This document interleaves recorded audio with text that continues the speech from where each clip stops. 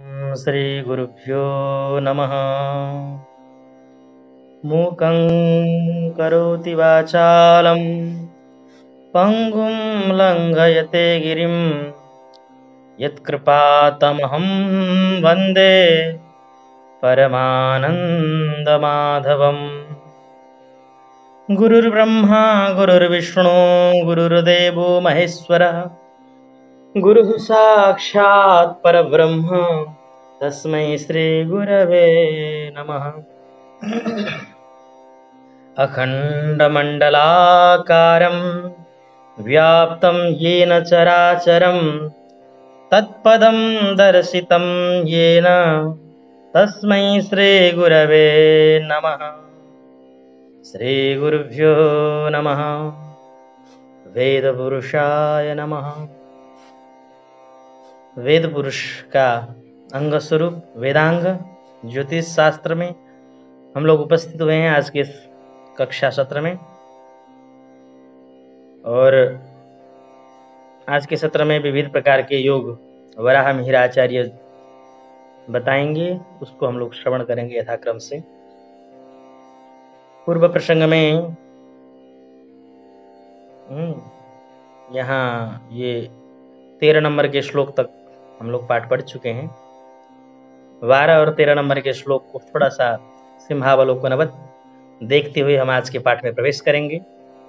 12वें number के श्लोक में केचित्तु होराम प्रथमां भपस्य वांछन्ति लाभाधिपतेर्द्वितीयां दृक्काण संज्ञामपि वर्णयन्ति स्वद्वादशैकादश राशिपानाम्। वो मतांतर से होरा कुंडली कैसे बनाया जाता है और दृष्काण कुंडली के अधिपति कैसे कौन होते हैं, ये थोड़ा सा इंद्रभद्रासंद में आचार्य ने वराह मिहिर ने बताया था। राशि प्रभेदाध्याय यह चल रहा है और प्रथम अध्याय ये तो बृहद जातक ग्रंथ का। होरा जबकि सूर्य का और चंद्रमा का होता है, किंतु यहाँ पर थोड़ा सा मतांतर प्रस्तुत करते हैं। प्रथम होरा जो होता है, जिस ग्रह 15 अंश तक का जो ग्रह जिस राशि में होता है उसी का होरा होता है 15 अंश तक। फिर 15 के बाद वाला जो होरा होता है वह द्वितीय जो होरा होता है वह लाभाधिपतिर एकादशाधिपति ही जो है उस द्वितीय होरा का अधिपति बनता है। इस तरह से वर्णन किया था होरा के बारे में, मतांतर प्रस्तुत किया।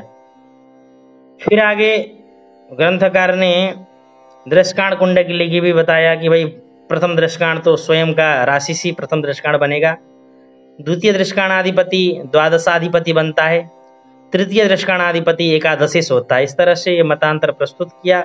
ये जो है बहुत सारे आचार्यों को ग्राह्य नहीं है, केवल ये यवन जातक है, यवन मत है, यह इसको उद्धृत किया है आचार्य ने। परमत को भी आदरपूर्वक यहाँ ग्रहण कर रहे हैं, अपने ग्रंथ में स्थान दे रहे हैं। फिर हमने आगे 13वें नंबर के श्लोक में हम आगे बढ़े थे, जिसमें मेषादि सूर्यादि ग्रहों के उच्च स्थान बताया था।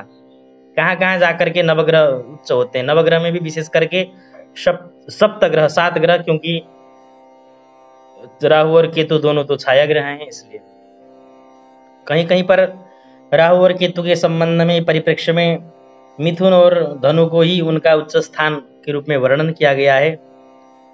शायद किसी किसी को मालूम भी होगा, मिथुन और धनु को क्रमशः राहु मिथुना सिम्मिका सुताया है ना, कहीं कहीं पर मतांतर है। इस तरह जो है सबको यह ग्राह्य नहीं है, किंतु उस आचार्य जो है मिथुन राशि में राहु उच्च और धनु राशि में केतु को उच्च मानते हैं। अस्तु, तो यहाँ पर अज वृषभ मृगांगना कुलीरा जस वणिजौ च दिवाकरादि तुंगा। दिवाकरादि सूर्यादि ग्रह उच्च होते हैं। सूर्य मेष में, वृष में चंद्र, मृग मतलब मकर में मंगल, अंगना कन्या राशि में बुध, कुलीर कर्क में बृहस्पति, झस मीन में शुक्र और वणिज मतलब तुला में जो है शनिश्चर उच्च होते हैं। उसमें भी परमोच्च कहाँ होते हैं, तो कहा 10 सिखी 10 अंश तक मेष का सूर्य परमोच्च, सिखी तृतीय 3 अंश तक का वृष में चंद्रमा परमोच्च, उसके बाद तो केवल उच्च कहलाएगा। मनुविक मतलब 28 अंश तक जो है मंगल मकर में उच्च, और तिथि 15 अंश तक जो है बुध कन्या राशि में परमोच्च, उसके बाद केवल उच्च कहलाएगा। मनुयुक्त तो बता दिए ना, दस शिखी और मनुयुक्त मंगल के लिए बता दिए 28 अंश तक मकर राशि में जो है मंगल उच्च होता है। मनु और तिथि 15 अंश तक बृहस्पति का कर्क राशि में उच्च होता है। फिर उसके बाद नहीं, केवल यही अभिमत जो है, कुछ लोग शायद मानते होंगे, कहीं मतांतर हो सकता है, यहाँ नहीं। कुछ लोग मानते होंगे, किंतु स्पष्ट रूप से बहुत सारे आचार्यों का अभिमत यही है कि मनुयुग मतलब 28 अंश तक जो है वह परमोच्च होता है। मकर जो है मकर राशि में मंगल जो है परमोच्च होता है, उसके बाद केवल उच्च। कुलीर कर्कट राशि में 15 अंश तक बृहस्पति परमोच्च कहलाएगा, उसके बाद उच्च केवल रहेगा। और तिथि इंद्रिय, ओह थोड़ा छूट गया लग रहा है यहाँ पर, दस शिखी मनुयुग, ये तो मनुयुग जो है उसके लिए हो गया अंगना, अर्थात कन्या राशि में 15 अंश तक बुध जो है परमोच्च रहता है, उसके बाद केवल उच्च रहता है। कुलीर कर्कट राशि में तिथि, ये हो गया इंद्रिय 5 अंश तक इंद्रिय अंश मतलब 5 अंश तक का कर्क राशि का बृहस्पति परमोच्च, उसके बाद सामान्य उच्च। त्रिनवक 27 अंश तक जस मीन राशि में शुक्र परमोच्च, उसके बाद केवल सामान्य उच्च कहलाएगा।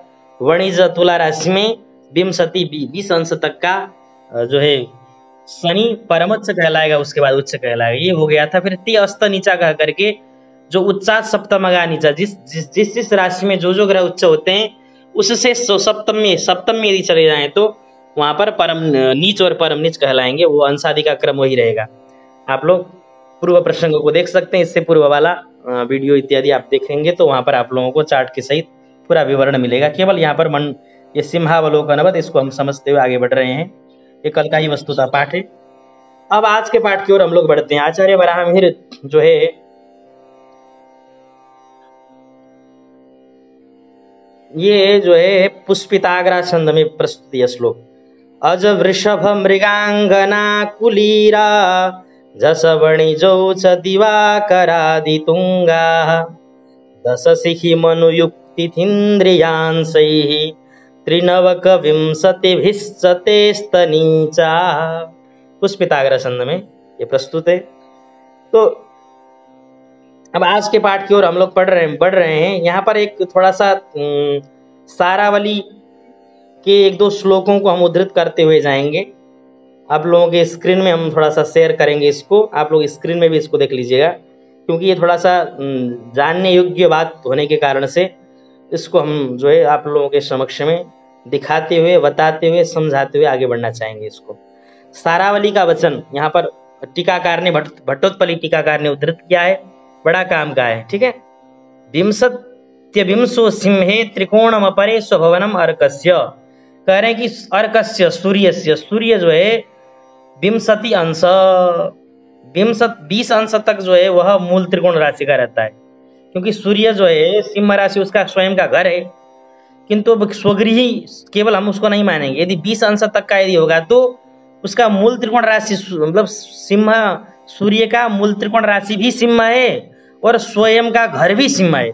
तो कितने अंश तक, अब दोनों चीज टकरा गए, अब किसको कितने अंश तक हम मूल त्रिकोण मानेंगे और कितने अंश तक स्वगृही मानेंगे? तो यहाँ सारावलीकार ने स्पष्ट उद्धृत कर दिया है, बड़ा काम का है। आप लोग इसको एकदम दिमाग में बिठा लीजिएगा। 20 अंश तक का यदि सिंह राशि का सूर्य है तो वो और मजबूत माना जाएगा और अच्छा माना जाएगा, मूल त्रिकोण राशि इसको कहा जाएगा। ठीक है। बाकी उसके बाद 20 अंश के बाद जो है 20 अंश से ऊपर बाकी बचे हुए 10 अंश उसका स्वगृही होता है। स्वभवनम अर्कस्य, ये स्पष्ट हो गया। फिर उच्च भाग तृतयम वृष इंदो स्यात् त्रिकोणम अपरे अंशा, कह रहे हैं उच्च होता है वृष राशि में चंद्रमा, किंतु मूल त्रिकोण राशि भी वृष ही है चंद्रमा का। देखो अपना घर तो चंद्रमा का उधर हो गया कर्क, इसलिए उसमें स्वगृही और उच्च में विवाद कुछ नहीं है, किंतु मूल त्रिकोण में और परम उच्च में विवाद आ गया कि नहीं। अब परम उच्च के निमित्त हमने अंश निर्धारण कर दिया है त्रि कह करके, 10 शिखी मनुयुग कह करके जो शिखी कह करके 3 अंश तक जो बताया था, अब यहाँ काम आ गया। देखो 3 अंश तक वृष राशि का रहेगा तो जो है चंद्रमा वृष में 3 अंश तक का परमोच्च कहलाएगा।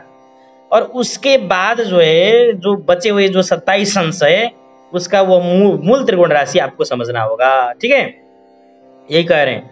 उच्च भाग तृतीयम वृष, वृष में इंदो चंद्रमा का स्यात् त्रिकोणम अपरे अंशः, जो बचे हुए जो 27 अंश है वो सब जो है उसका मूल त्रिकोण राशि है। ठीक है तो वहां पर परमोच्च का जो अंशादि था उसका तुरंत प्रयोजन समझ में आ गया कि नहीं? अब हम लोगों को उसका प्रयोजन ही यही है, जो अंशादि का जो गिनती कराया गया था पूर्व में, मेष के 10 अंश तक सूर्य परमोच्च होता है, इस तरह से वृष में 3 अंश तक परमोच्च जो बताया गया था, इसका विशेष प्रयोजन ही यही है।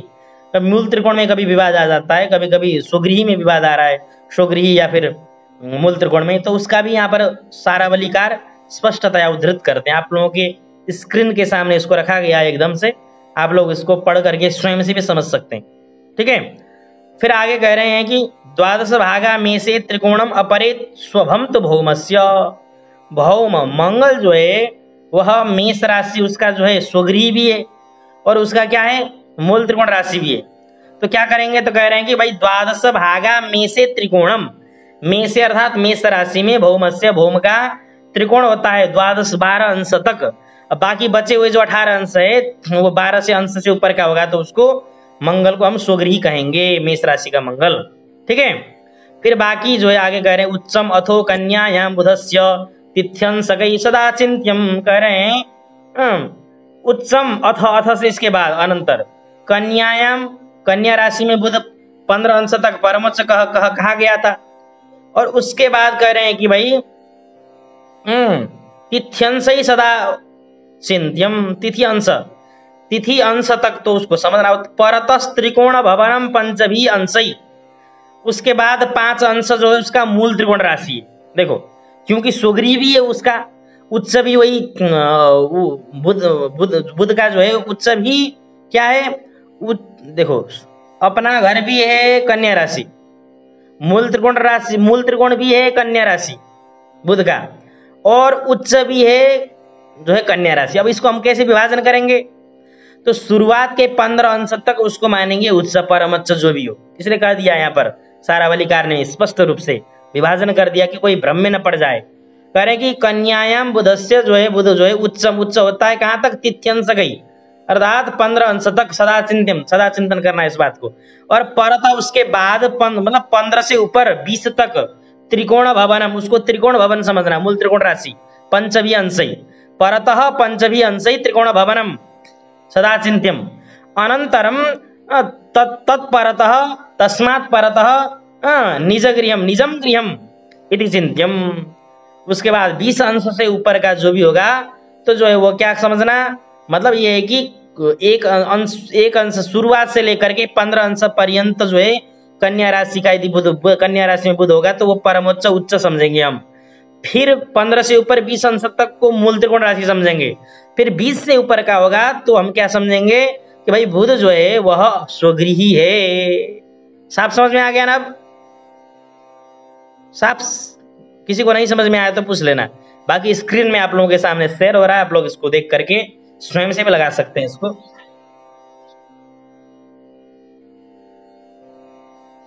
अरे कह रहे हैं कि भाई परतः अर्थात 15 अंशात परतः, अंश से परे, ठीक है ना, 15 अंश से परे, तो ठीक है ना, पंचभी अंशैः त्रिकोण भवनम इति चिंत्यम, 5 अंशों के द्वारा मतलब 15 अंश से ऊपर एक 20 अंश पर्यंत ऐसा समझना, ठीक है ना। पंचदशात परतः 20 अंशम यावत पंचभी अंशैः इति मूल त्रिकोण भवनम इति चिंत्यम, ठीक है ना। फिर तस्मात् परतः निजगृहम इति चिंत्यम, लग गया ना। आगे कह रहे हैं अब जो है ये तो हो गया बुध का, गुरु बृहस्पति का 10 भी भागई चापे त्रिकोण भवनम गुरु शोभम परतः। देखो धनु चाप कहते हैं धनु राशि को। अब धनु राशि जो है बृहस्पति का क्या है, मूल त्रिकोण राशि भी है, और जो है क्या है उसका जो है वो स्वगृह भी है। करे 10 भी भाग ही 10 अंश पर्यंत, ठीक है, 10 अंश शुरुआत से लेकर के 10 अंश पर्यंत, तो उसको हम समझेंगे गुरु बृहस्पति त्रिकोण भवन, उसका मूल त्रिकोण राशि है, हम समझेंगे उसी धनु राशि में। किंतु बाकी स्वभम परत, उसके बाद तस्मात् परत, उससे परे अर्थात 10 अंश से ऊपर का जो यदि धनु राशि का यदि बृहस्पति होगा तो हम समझेंगे कि जो है स्वभम अपने गृह में है, स्वगृह है बृहस्पति। साफ हो गया ना। फिर आगे कह रहे हैं शुक्रस्य तु तिथय अंश, तिथयो अंश, शुक्र के लिए तिथि बताया था, ठीक है ना। तो शुक्र के लिए तिथय अंश, अच्छा तुला राशि में, क्योंकि तुला राशि उसका क्या है, घर है स्वयं का। स्वराशिश्च तिथय अंश त्रिकोणम, अर्थात तिथ्यंश पर्यंत, अर्थात 15 अंश पर्यंत यदि तुला राशि का यदि शुक्र होगा तो हम समझेंगे मूल त्रिकोण राशि में शुक्र है, ठीक है। फिर 15 अंश से ऊपर 30 अंश पर्यंत का होगा तो हम समझेंगे वह स्वभम अपने घर में है। स्वराशिश्च शुक्रस्य तिथय अंश त्रिकोणम, यहाँ तक। और अपरे अर्थात तस्मात् परतः स्वराशि इति ज्ञेयम, स्वराशि इति चिंत्यम। फिर कुंभ में, कुंभ राशि जो होता है शनि का अपना घर होता है। कह रहे त्रिकोण निजभे रविजस्य रवेर यथा सिंहे, कह रहे हैं कि भाई सूर्य का जो स्थिति है ना वही समझना है, यहाँ पर भी कह रहे हैं, ठीक है। और सूर्य का क्या पोजीशन था ऊपर में, विंशति अंश सिंहे त्रिकोणम आया था ना, रवेर यथा सिंहे कह दिया यहाँ इन्होंने। कुंभे त्रिकोण निजभे, कहे भाई त्रिकोण जो होता है वो रवेर यथा, सूर्य यथा सिंह, सूर्य इस तरह से सिंह राशि में 20 अंश पर्यंत सूर्य का सिंह जो है मूल त्रिकोण होता है। उसके बाद उसका स्वभवनम, स्वभवनम अर्कस्य था जिस प्रकार से, उसी प्रकार से रविजस्य अर्थात शनिश्चरस्य, शनिश्चर का भी जो है कुंभ में 20 अंश पर्यंतम त्रिकोण भवनम अनंतरम निजभे, ठीक है ना। अनंतर उसके बाद स्वगृह समझना, उसके बाद स्वगृह होते हैं। तो ये प्रयोजन है इस तरह से। तो ये अंश आदि का भी बड़ा ध्यान रखना पड़ता है। अगर आप लोगों के मन मस्तिष्क में यदि फिट हो जाए अंश आदि का ये क्रम, तो आप लोगों के वो फलित करने में, फलित के आप बलाबल को विचार करने में समर्थशाली होंगे, ठीक है ना। अब उसी जो है कन्या राशि का बुध है, अब मान लो परमोच्च का है कि मूल त्रिकोण का है कि स्वगृह है कि, इसका विवरण आप कैसे कर पाएंगे जब आपको अंशादि का ज्ञान होगा। और अंशादि के ज्ञान से जब आप इसको अलग अलग कर पाएंगे और विवरण जब कर पाएंगे तो फिर आप सटीक रूप से फलित कर पाएंगे। भाई उच्च का फलित एकदम उच्चवत ही होगा, मूल त्रिकोण का फलित एकदम अपने स्वमूल की तरह होगा, और स्वगृह का फलित स्वगृह की हैसियत से ही होगा। तो उसके थोड़ा सा फलाफल में कुछ अंतर पड़ता है, ठीक है। तो इसलिए आप लोगों को अंशादि का भी एकदम मन मस्तिष्क पर बिठा लीजिएगा। अब आगे हम बसंत तिलक श्लोक के द्वारा जो उद्धृत कर रहे हैं जो है यहाँ पर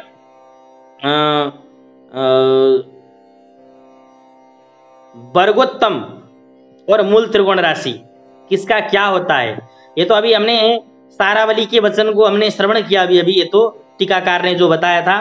किंतु यहाँ आगे स्वयं जो है बृहद जातक कार स्वयं आचार्य वराह मिहिर भी किस ग्रह का कौन सा राशि मूल त्रिकोण राशि होता है यह बात भी बता रहे हैं यहाँ पर, लेकिन कितने अंश तक होता है ये नहीं बताया इन्होंने यहाँ पर, इसलिए हमने पहले ही हमने समझ लिया। वैसे फिर भी यहाँ पर अब ग्रंथ का अनुसरण करते हुए हम लोग चल रहे हैं, तो इस ग्रंथ को इस 14 श्लोक की ओर हम लोग बढ़ रहे हैं।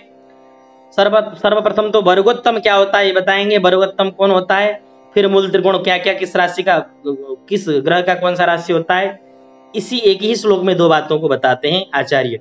हम लोग इसको श्रवण करते हुए पढ़ते हुए आगे बढ़ते हैं। वर्गोत्तमा सरगृहादिषु पूर्व मध्य पर्यंततः शुभ फला नवभाग संज्ञा सिंहो वृषः प्रथम षष्ठ हयांगतौली कुंभास्त्रिकोण भवनानि भवन्ति सूर्यात्, कुंभास्त्रिकोण भवनानि भवन्ति सूर्यात्। करें वर्गोत्तम जो हमने नवांश कुंडली बनाया है उसमें वर्गोत्तम कौन होता है? तो कह रहे हैं वर्गोत्तमाचर गृहादिषु पूर्व मध्य पर्यंततः शुभ फला नवभाग संज्ञा। नवभाग संज्ञा का मतलब है नवभाग संज्ञा मतलब जब 9 भाग हमने कर दिया है इसमें नवांश कुंडली में, तो नवांश कुंडली में जो है चर राशि, स्थिर राशि और द्विस्वभाव राशि है। तो कह रहे हैं कि भाई चर गृहादिषु, चर राशियों में तो क्या होगा? पूर्व का मतलब है प्रथम नवांश, उसका वर्गोत्तम कहलाएगा चर राशियों में। तो चर राशियां कौन कौन से? मेष से, तो मेष का नवमांश मेष से ही तो प्रारंभ होता है कि नहीं? और कर्क का नवमांश कर्क से प्रारंभ होगा, और तुला का नवमांश तुला से प्रारंभ होगा, और मकर का नवमांश मकर से ही प्रारंभ होगा। तो इसलिए जो है इनका जो है पूर्व का मतलब है प्रथम वाला नवमांश, उनका वर्गोत्तम कहलाता है। इसका मतलब ये हुआ कि नवमांश में सुग्री हो जाना, नवमांश में अपने घर में बैठ गए। इसका मतलब प्रथम नवमांश में यदि जैसे मेष राशि का मंगल है और वह जो है स्वयं के प्रथम जो है उसमें है, मान लो प्रथम अंश में, प्रथम नवमांश में, तो वो तो सुग्री हो गया नवमांश कुंडली में भी, तो उसको हम लोग बोलेंगे वर्गोत्तम, उसी का वर्गोत्तम संज्ञा है। फिर आगे कह रहे चर गृहादिषु कहा, तो चर गृहादिषु का तात्पर्य चर स्थिर द्विस्वभाव, इन सबको समझना है। अब चर राशियों में तो उनका जो प्रथम नवमांश होता है वह वर्गोत्तम कहलाता है, क्योंकि वो स्वयं का उसका घर होता है, स्वगृही का होता हो जाता है वो भी वो चीज, इसलिए वो वर्गोत्तम हो गया। किंतु आगे कह रहे हैं कि भाई इधर अब मान लो सूर्य ही यदि मेष का है यहाँ पर, और मेष में भी प्रथम अंश का प्रथम नवमांश का है, तो नवमांश कुंडली में भी मेष ही में रहा ना, तो वो वर्गोत्तम कहलाएगा। इस तरह से सबके लिए समझना। आगे कह रहे हैं कि भाई अब स्थिर राशियों में मध्य, अब बीच वाला नवमांश कौन है? बीच वाला तो पंचम नंबर का, पंचम है कि नहीं, 5वें नंबर का। आप लोग देख लीजिए स्थिर राशियों के, जैसे वृष राशि का 5वां जो पंचम नवमांश होगा, पंचम वाला जो होगा पंचम नवमांश वो वृष ही होगा स्थिर राशियों में। देख लीजिएगा आप लोग चार्ट में, नहीं तो हम आपको स्क्रीन में भी दिखा सकते हैं, आप लोग देख सकते हैं, आप लोगों के पास अगर होगा तो हम यहाँ स्क्रीन में भी आप लोगों को दिखा सकते हैं। स्थिर राशियों में मध्य मतलब स्थिर राशियों में नवमांश जो होता है वह जैसे अब सिंह राशि यहाँ पर दिख रहा है, आप लोगों को दिख रहा है, सिंह राशि का 5वां पंचम जो 13-20 से ऊपर 16-40 के अंदर का 5वां जो होगा वो सिंह ही होगा। इसी तरह से और दूसरा स्थिर राशि कौन है?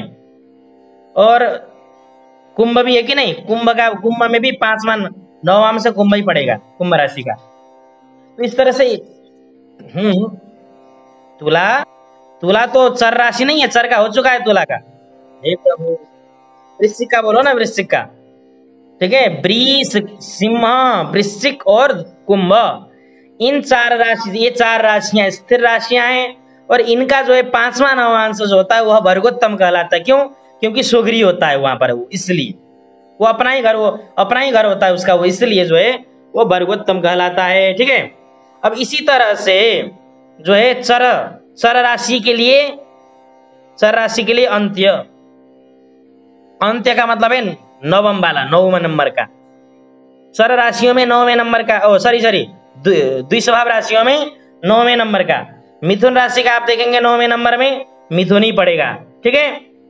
और इसी तरह से मिथुन हो गया, और 6वें नंबर का राशि कन्या राशि, उसका भी नवम नवमांश कन्या राशि का नवम नवमांश कन्या ही पड़ेगा, और धनु राशि का नवम नवमांश धनु ही पड़ेगा, और मीन राशि का नवम नवमांश मीन राशि ही पड़ेगा। आप लोग देख लीजिएगा घटा करके, ठीक है ना। तो वो इस तरह से वर्गोत्तम संज्ञा उसका होता है, समझ गए। कथिता, वर्गोत्तम उसको कहा जाता है। चर गृहादिषु पूर्व मध्य और पर्यंत का मतलब है अंत्य, और यह शुभ फलदायक होता है। इसका फल क्या है? तो कह रहे शुभ फला भवंती, वर्गोत्तमा शुभ फला अर्थात शुभ फलदायका भवंती। 9 भाग संज्ञा नवमांश कुंडली के लिए, अन्य के लिए नहीं है। अब आगे जो है ये तो प्रथम और द्वितीय पाद में इन्होंने वर्गोत्तम के बारे में बताया। वर्गोत्तम को हमने समझ लिया अभी अभी। अब आगे के दो पादों में, तृतीय और चतुर्थ पाद में आचार्य जो है मूल त्रिकोण राशि के बारे में बताते हैं। मूल त्रिकोण राशि सूर्यादि के सूर्यात कह दिया इन्होंने। सिंहो वृषभ प्रथम षष्ठ हयांग तौली कुंभास त्रिकोण भवनानि भवंती सूर्यात, अर्थात सूर्य ग्रह से आप लोग समझेंगे। ठीक है, तो सूर्य ग्रह से आप लोग समझेंगे कि भाई ये जो है मूल त्रिकोण राशि होते हैं सूर्यादि ग्रहों के। तो यहाँ आप समझेंगे सिंह मतलब सूर्य का मूल त्रिकोण राशि सिंह होता है। एक तो सूर्य का स्वगृह भी सिंह ही होता है और उसका मूल त्रिकोण राशि भी सिंह ही होता है। अब आप लोगों को जिज्ञासा हो सकता है कि भाई कितने अंश तक मूल त्रिकोण और कितने अंश तक स्वगृह। तो इसका समाधान पूर्व में हो चुका है। 20 अंश पर्यंत मूल त्रिकोण, उसके बाद स्वगृह समझेंगे। ठीक है, फिर आगे वृष, चंद्रमा जो है वृष राशि में उच्च का भी होता है और वृष राशि उसका जो है मूल त्रिकोण भी है। तो शुरुआत का 3 अंश उच्च समझेंगे, परम उच्च समझेंगे, उसके बाद बचे हुए 27 अंश उसका मूल त्रिकोण आप लोग समझेंगे। और ठीक है ना, अब प्रथम षष्ठ इन्होंने संख्या गिना दिया। ये जो है मंगल के लिए, सूर्य का हो गया, चंद्रमा का हो गया और मंगल। तो मंगल जो है, मंगल के लिए प्रथम मतलब मेष राशि। मेष राशि मूल त्रिकोण राशि होता है। अब कितने अंश तक है वो जो है आप लोग पूर्व के पाठ से समझेंगे। मंगल मेष में 12 अंश तक बताया जा चुका है, देख लेंगे। ठीक है, वहीं पर है। फिर आगे उसके बाद उसका स्वगृह कहलाएगा। मेष राशि का मंगल जो है मूल त्रिकोण भी होता है और स्वगृह भी होता है। फिर षष्ठ, छठे नंबर का कन्या राशि में बुध जो है उच्च का भी होता है और उसका स्वगृह भी है और मूल त्रिकोण राशि भी कन्या ही है बुध का। 3 चीज, सबसे ज्यादा भार तो इसी कन्या राशि पर पड़ रहा है कि नहीं? 3 चीज आ रहा है भाई अब एकदम। आगे कह रहे हैं हय, हयांग तौली। हय क्या होता है? घोड़ा नहीं होता है? तो घोड़ा वाला राशि कौन है बताओ, जिसमें घोड़ा हो? हयांग।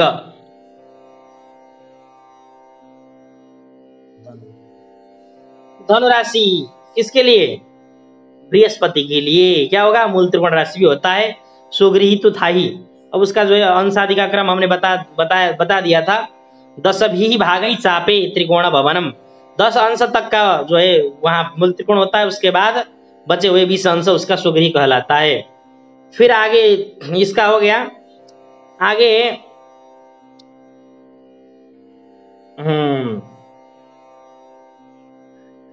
तो धन भी बृहस्पति हो गया। हयांग का मतलब है धनुराशि, बृहस्पति। तौली का मतलब है तुला, तुला शुक्रस्य। शुक्र जो है तुला राशि में मूल त्रिकोण राशि भी होता है उसका। ठीक है, अंश आदि तो आप लोग समझ गए हैं। शुरुआत के 15 अंश तक जो है मूल त्रिकोण, उसके बाद स्वगृही वहां पर बताया जा चुका है पूर्व में। सारावली कार का मत उद्धृत कर करके। ठीक है ना। फिर आगे कुंभ त्रिकोण भवनानी, कुंभ राशि मूल त्रिकोण राशि भी होता है। कुंभ त्रिकोण भवनानी। ठीक है, सिंह वृष, षष्ठ राशि मतलब प्रथम मतलब मेष, षष्ठ मतलब कन्या, हय मतलब धनु, हयांग मतलब धनु और तौली मतलब तुला और कुंभ, ये राशियां क्रम से सूर्यादि के क्रम से एते त्रिकोण भवनानि सन्ति एतानि। ठीक है ना, सूर्यादि ग्रहाणाम त्रिकोण भवनानि सन्ति एतानि। ठीक है, ये जो है त्रिकोण भवन होते हैं। इस तरह से इस श्लोक में, इस चतुर्दश श्लोक में वर्गोत्तम और त्रिकोण भवन का हमने ज्ञान कर लिया। इसी के साथ में आज के पाठ को हम विराम देते हैं। आज विशेष रूप से एक चर्चा हुआ है जो है स्वगृही होते समय ग्रह कैसे होते हैं। ठीक है, स्वगृही कितने अंश तक, और ये जो हमने बताया है इसी में अभी उच्च के लिए, परम उच्च के लिए जो अंशादि का निर्धारण किया था वो व्यर्थ नहीं है, स्वयं में सार्थक है। आप लोग इस